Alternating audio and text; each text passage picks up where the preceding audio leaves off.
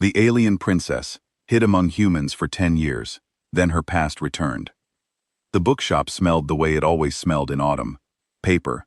Wood smoke from the stove home kept burning, even when it didn't need to be on, and the salt that came in off the cove every time someone opened the door.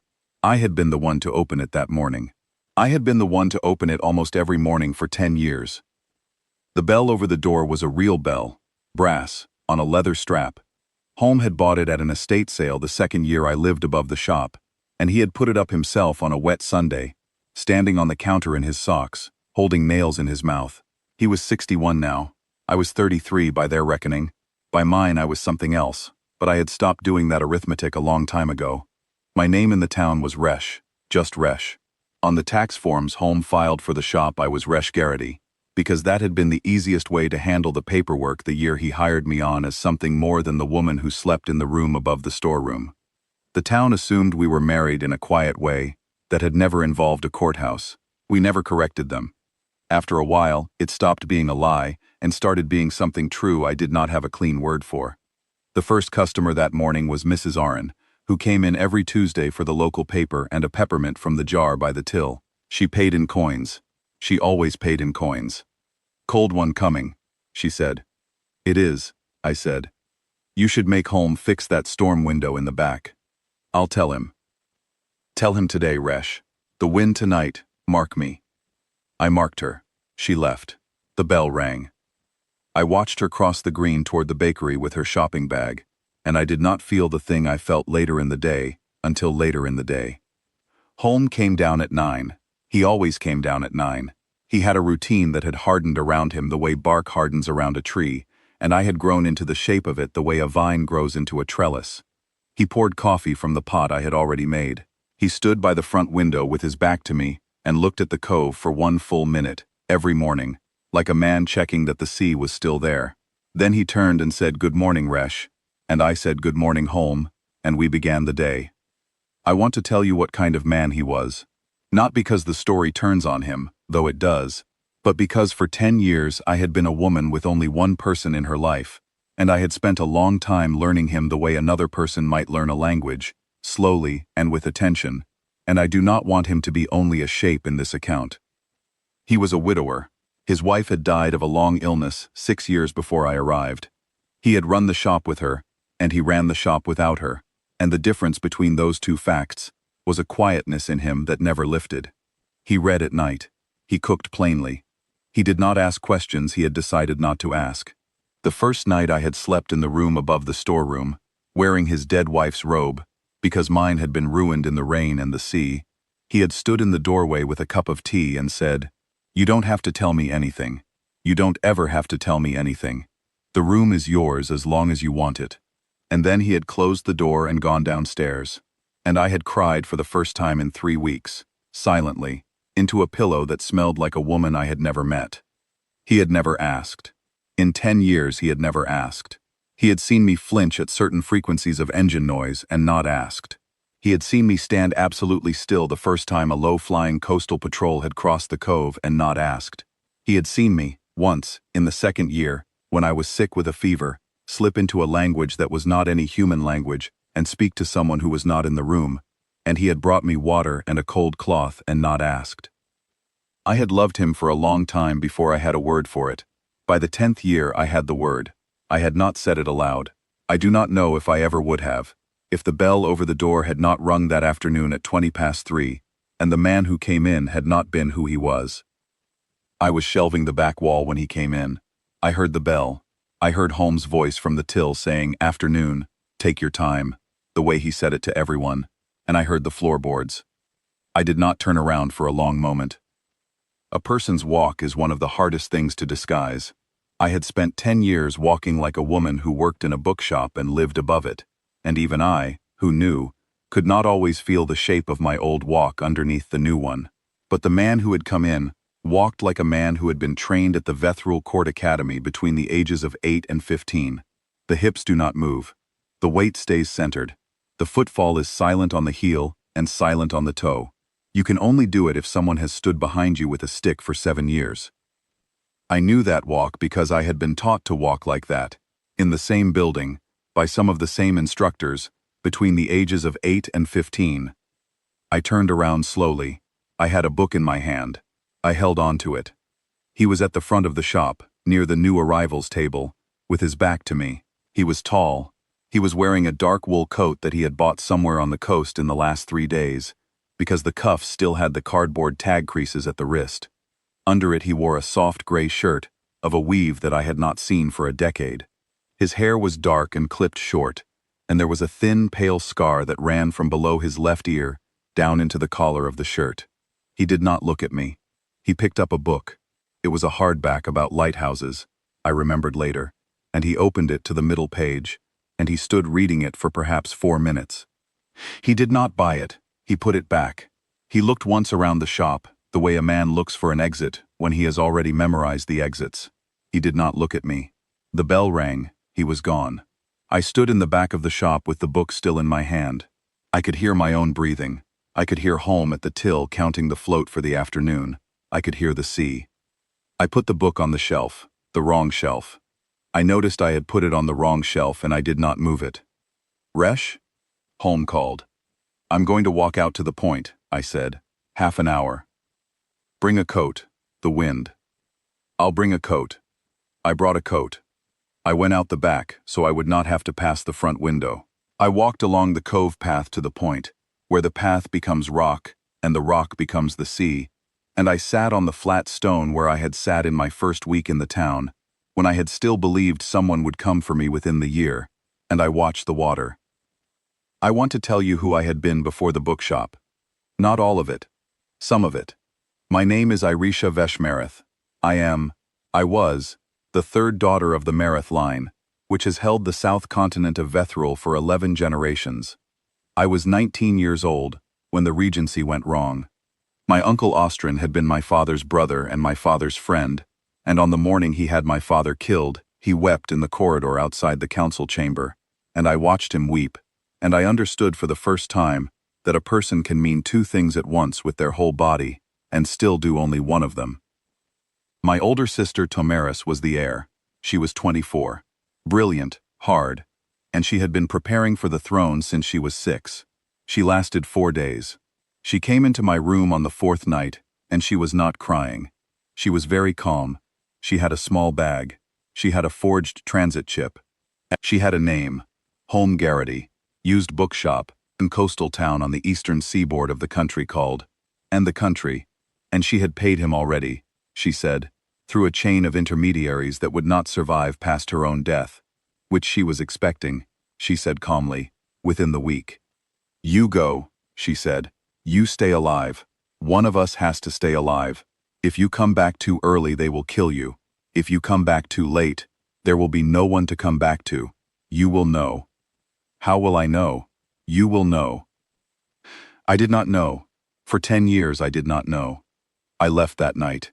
I will not tell you how I crossed the gates. I will not tell you the name of the woman who flew me out, because she may still be alive, and the people who killed Tomaris may still be looking. I came into the coastal town on a rainy afternoon, in the autumn of a year I no longer counted in their numbers. I had a forged chip and a name. I walked into the bookshop wet to the skin. Holm Garrity looked up from the till, looked at me for a long moment and said, "You must be the one she said was coming."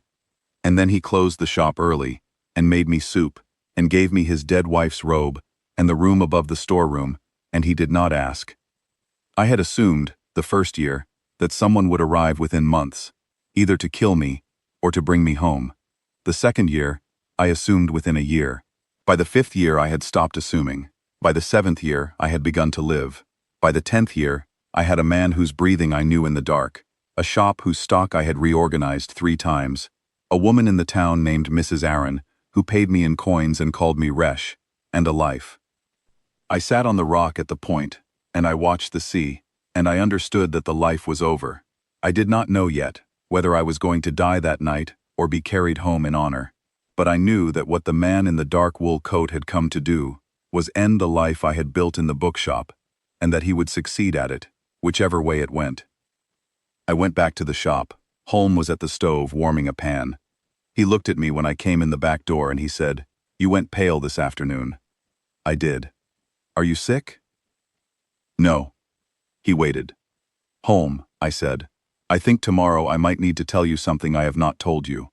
He did not turn from the pan. He stirred. He said, "All right." He did not ask what. That night I lay in my room above the storeroom, and I listened to the wind, which had risen the way Mrs. Arne had said it would, and I thought about the back door, and the front door, and the lane behind the shop that came out near the chandlery, and I thought about which of those a court-trained killer would pick, if a court-trained killer were the one who had come. I thought also, he did not look at me. He was within 4 meters of me for 4 minutes, and he did not look at me. He had not been sent to find me. He had already found me. He had come to look at the shop. He had come to look at the man at the till. I did not sleep until almost dawn. He came back the next afternoon. I was at the till. Holm was in the back. The bell rang and I looked up and he was there, in the same wool coat, and this time he looked at me. He had gray eyes. Not the pale gray I had been raised among at court, but a darker, river gray. He had a Vethrul face, narrow, long-jawed, the cheekbones of someone from the eastern lake provinces. He was perhaps 40. He stood inside the door for a moment, as if he were giving me time to be ready, and then he came forward to the till. He did not bow. He did not speak court form. He spoke their language, the language of the town, with a careful accent that he had been practicing somewhere. "I'm looking for a book on coastal lighthouses," he said, "specifically the eastern coast, not a tourist book." "We have one," I said. My voice was even. I was surprised by how even. "It's on the new arrivals table. You looked at it yesterday." He almost smiled. He did not quite. "I did," he said. "Forgive me. I wanted to be sure." "Of what?" "Of you." I put my hands flat on the counter. I made myself breathe out. "Say what you've come to say," I said, quietly, in the language of the town, "and then leave my shop." "Your Highness." In their language. "Not ours." He understood why. He nodded once. "Your Uncle Austrian is dead," he said, in the language of the town, very softly. 11 days ago, he died in his sleep. There was no question of it. The succession council convened the morning after. The seat is empty. The marathon ends if you do not return. I did not say anything for a moment. "Tomaris," I said. His face changed. Not much. Enough. 6 years ago, he said. I was not allowed to send word. I am sorry, Your Highness. I was the one who buried her. I have come to do this honestly. I have come to ask you, not to bring you. If you will not come, I will leave. If you will come, I will take you. There is a ship in the cove 3 nights from now. How many of you came? 4 of us, loyal. We have come quietly. And the others? He did not pretend to misunderstand. 2 ships, he said. We do not know whose. They made transit 9 days ago. We had a head start. We do not have a long one. They will be here within the week. They may already be in the town. I will not lie to you. I came as fast as I could, but I am not the only one who came. I looked past him, out the window. The green was empty. A gull stood on the railing of the bandstand. Mrs. Arne was crossing toward the bakery again, an hour late for her usual. What do you want me to say? I said. Whatever you want to say, Your Highness. I closed my eyes. When I opened them, I said, in the language of the town, his name is Holm Garrity. The man across the counter did not move. He was waiting. He has kept me alive for 10 years, I said. He has not asked me a single question. He has fed me, and he has housed me, and he has paid my taxes under his own name. If I come, he comes with me. If he will not come, I will not come. If your court will not have him, your court will not have me. Is that understood? He looked at me for a long moment, and then, this was the moment I remembered later, the moment that surprised me. He bowed. Not the full court bow. The small one, the one a senior officer of the Vethrul Guard gives to a sworn order, head inclined, right hand flat against the chest. Understood, Your Highness, he said. He laid a folded card on the counter. A drop point. A time. He left. The bell rang. He was gone. I stood at the till for a long time, and I did not move. Holm came out of the back. He had a wrench in his hand. He had been fixing the storm window Mrs. Arne had told me to tell him to fix. He looked at the card on the counter. He looked at me. He said, "Tomorrow." I said, "Tonight, I think." He nodded slowly. "All right," he said. "I want to tell you what I felt then, and I cannot. There is no word in any language I know for it. It was not relief. It was not fear. It was the feeling of standing in a room with a man who had been waiting 10 years for the question I had never asked him whether he was waiting for, and finding that he had been waiting, and finding that he had decided his answer years ago. "Home," I said. "Resh. I am not Resh. I know. I have never been Resh. I know. You have always known." "I have known some of it," he said. "I have not known all of it. I have known enough." He put the wrench down on the counter beside the card. "Tell me what you need," he said. "I will do it." They came that night, and not 3 nights later. The man in the wool coat had been right, that he was not the only one who had come. He had been wrong only about the time. They came at 1:30 in the morning. I had been awake. Holm had been awake. We had been sitting in the kitchen of the shop with the lights off, drinking tea, not talking. We had packed 2 small bags. The card with the drop point was in the inside pocket of Holm's coat. The first one came through the back. We heard him. Holm had wired the back door 6 years before with a small chime that rang in the kitchen, because the back door had a faulty latch he had never quite fixed, and I think now that he had wired it for the reason he had wired it, although he had never said so. The chime rang. Holm reached behind him and lifted the shotgun off the hooks above the kitchen door. The shotgun he kept loaded for foxes, and had never fired at anything but a tin can in the lane, and he stood up. "I want to tell you what happened then, quickly. I want to tell you because the slowness with which I have told the rest of this is not what it felt like. It felt like the contents of a glass jar being thrown across a stone floor. The man who came through the back was Vethril. He was court-trained. He had a small weapon I recognized. He came into the kitchen, and he saw Holm before he saw me, and he raised the weapon to fire at Holm, because Holm was the larger threat in a kitchen with the lights off, because Holm was the larger threat in any room at any time, as far as the man with the weapon was concerned, and because Holm was a human being, and a human being holding an old shotgun, and the man with the weapon had been told that the human being was the obstacle. The man in the wool coat shot him from the doorway behind him. I had not heard the man in the wool coat come in. He had been in the lane behind the shop for some time. He shot the intruder once, cleanly, and the intruder went down, and the man in the wool coat said, in their language, in court form, "Your Highness, the front door, now." There were 3 more outside. There were 2 more after that. The man in the wool coat had brought his 3. There were 5 of theirs.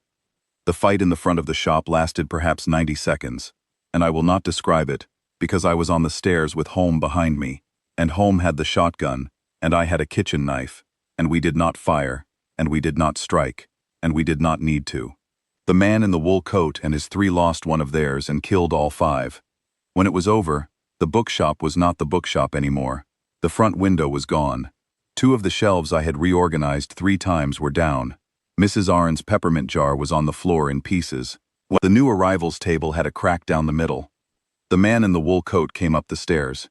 His coat had blood on the left sleeve, and it was not his blood. He looked at me. He looked at Holm. He said, "Your Highness, we go now. The town will wake in an hour." I said Holm. Holm looked once around the shop he had run for 31 years. He looked at the stove. He looked at the place on the front counter, where the brass bell had been before it had come down with the door frame. He bent down and picked the bell up off the floor, and he put it into the inside pocket of his coat, beside the card. He said, "All right." We left the bookshop, and we did not go back. The ship was in the cove. They had brought it in low. I will not describe it. It is enough to say that it was the kind of ship I had been raised on, and that when I stepped into it for the first time in 10 years, I sat down in the nearest seat, and I put my hands on my knees, and I held very still for a long time, and Holmes sat in the seat beside me without speaking, and the man in the wool coat, whose name I had still not asked, did not speak either. He sat across from us, and he let me be quiet. When I was able to speak again, I said, "Your name?" "Vorin Sek Ressel," he said, "Captain of the Mareth Watch. Restored. Your father appointed my father. My father served your sister. I would have served your sister also. I will serve you." Tomeris. She died well, Your Highness. She died refusing to name the ship. I closed my eyes for a moment. I had cried in the room above the storeroom many times over 10 years. In the dark, for many things. And once or twice for her, although I had not let myself know that I was crying for her. I did not cry on the ship. I did not have it left to give. The man beside me, I said, is Holm Garrity. He has kept me alive for 10 years. He is to be treated as I am to be treated. He is to be addressed in the form one addresses the consort of the line. If the council will not accept this, the council will not have me. You will tell them this before we make planetfall. You will tell them in those words. Vorin bowed his head. Yes, Your Highness. Holm, beside me, did not move. After a moment, he reached across with one hand, and he put his hand over mine on my knee. He did not look at me. He looked at the floor of the ship. His hand was warm and dry, and it had the small scar across the knuckle from the time he had broken a jar in the storeroom in the 4th year, the year I had become not afraid of him. I said, in the language of the town, very quietly, so that only he could hear, I should have told you years ago. He said, in the language of the town, equally quietly, I would not have heard it any better then. There is a thing that happens in the court of Vethril, when a member of the line returns from a long absence. It is not a ceremony. It is older than the ceremonies. The chamberlain meets you at the foot of the great stair, alone, before any of the council, before any of the witnesses, and he says one sentence to you. The sentence is the 7-part formal name of the line you have come back to. He says it slowly. He waits between the parts. If you answer, you have returned. If you do not answer, you have not. I had heard my father answer once, when I was small, after a season in the north. He had answered in the 3rd part. He had said only the 3rd part. He had not needed to say more. The chamberlain had stepped back, and the great stair had opened. When we made planetfall, the chamberlain was at the foot of the stair. He was very old. He had been a young man when my grandmother had answered him at the same stair 41 years before. He was so old now that 2 of his attendants had to hold his elbows, but he was there. He had come out for me. I walked across the courtyard in clothes that did not yet fit me. They had had nothing on the ship in my size, and Holm walked beside me in his coat, with the brass bell from the bookshop in his inside pocket, and Vorin Sekrasal walked 3 paces behind, and the wind was the cold, dry wind of the high city, which I had not felt for 10 years. The chamberlain looked at me. His eyes were the same. He had cried at my father's funeral, and I had seen him cry, and I had seen his eyes then, and they were the same eyes. He said, in the old form, the 1st part of the 7-part name. He waited. He said the 2nd. He waited. He said the 3rd. I did not answer at the 3rd. My father had answered at the 3rd. I let it pass. He said the 4th, the 5th, the 6th. He waited. He said the 7th. I answered in the 7th. I said the whole 7th part, in the old form, in my own voice, in the cold wind, in front of the council and the witnesses and the men and women of the court who had not seen my face in a decade. I said it slowly. I let it land. And then, before the chamberlain could step back and let the great stair open, I did the thing I had told Vorin on the ship that I would do, and I had told Holm in the kitchen of the bookshop that I would do, and I had told myself on the rock at the point that I would do, if I lived long enough to do it. I turned half a step. I held out my hand. I said, in the old form, in the court tongue, the consort clause. I said it plainly. I said it as if it were the most ordinary sentence in the language, and not a sentence the court had not heard spoken in the line of Merith for 63 years. I said his name, Holm Garrity. I said it in their accent, which I had practiced on the ship for hours, until it sat right in my mouth. I said it the way a queen says the name of the man who has kept her alive. The chamberlain did not move. The council did not move. There was a long moment in which I did not know whether I was going to lose the throne in the same hour I had recovered it, and I found that I did not, in that moment, particularly care. The chamberlain stepped back. The great stair opened. He inclined his head, not to me, but to Holm, beside me, and he said, in the old form, in a voice that was thinner than it had been 41 years ago, but had not lost anything else, "Welcome, consort of the line." Holm did not understand the words. I had not had time to teach him the words, but he understood, I think, what had happened. because he turned to me and he looked at me for a moment, the way he had looked at me in the doorway of the room above the storeroom on the first night, 10 years ago, and he said, in the language of the town, very quietly, "All right, Resh." I almost laughed. I did not laugh. It was not a place to laugh. We went up the great stair together. I want to tell you the things I lost. I do not want this to be a story that pretends I lost nothing. The bookshop is closed. The town held a meeting about it. Mrs. Aron wrote me a letter, by the long route through Voron's people, and the letter took 5 months to reach me.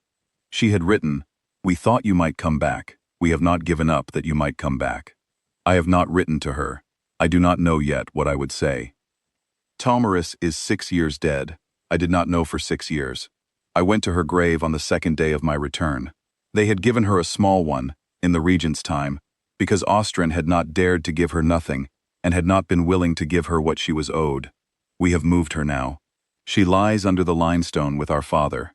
I sat beside the stone for an hour the day they moved her, and I told her, in the old form, about the bookshop, about home, about Mrs. Aron, about the brass bell. I told her she had been right that I would know. I told her I had been 10 years late knowing. I told her I was sorry. The bookshop is closed, and the room above the storeroom has been let to a young couple who run a candle business out of it, and the brass bell from above the door sits now on a small shelf in the private apartments of the Queen of the Meredith line, beside a piece of driftwood Holm picked up on our last walk to the point, and a peppermint from Mrs. Aron's jar that I have not eaten and will not eat. Holm is here. He is learning the court tongue slowly, because he was 61 when we left the bookshop, and he is 62 now, and he does not learn the way the young learn anymore. He sits in on the council meetings beside me. He does not speak. He listens. The council has stopped looking at him strangely. Voron Sekresel stands behind us both. I have been queen now for 4 months. I am 29 in the line's reckoning, because the 10 years in the town do not count, by the old law, although in my own body they count for everything. I rule. I am learning to rule. I am not Tomaris, who was bred for it, and I am not my father, who was made for it, and I am only Irisha, who hid for 10 years in a bookshop on a coastal road, and who has come back because the line would have ended otherwise. Sometimes at night, in the high city, in the room that is mine and that I share with him, Holm and I do not sleep. We sit by the window. The wind here is dry and cold, and it does not smell of salt. He puts his hand over mine. He does not speak. Sometimes I say, very quietly, in the language of the town, "I am sorry." And he says, every time, the same thing, in the same language, in the same voice he used on the first night in the doorway of the room above the storeroom, 10 years ago, when I was 19, and wet to the skin, and wearing a robe that belonged to a woman I had never met. "You don't have to be sorry, Resh. You don't ever have to be sorry." And then he closes his hand over mine, and we sit, and we watch the wind, and we do not sleep, and we have won, and we have lost, and we are here.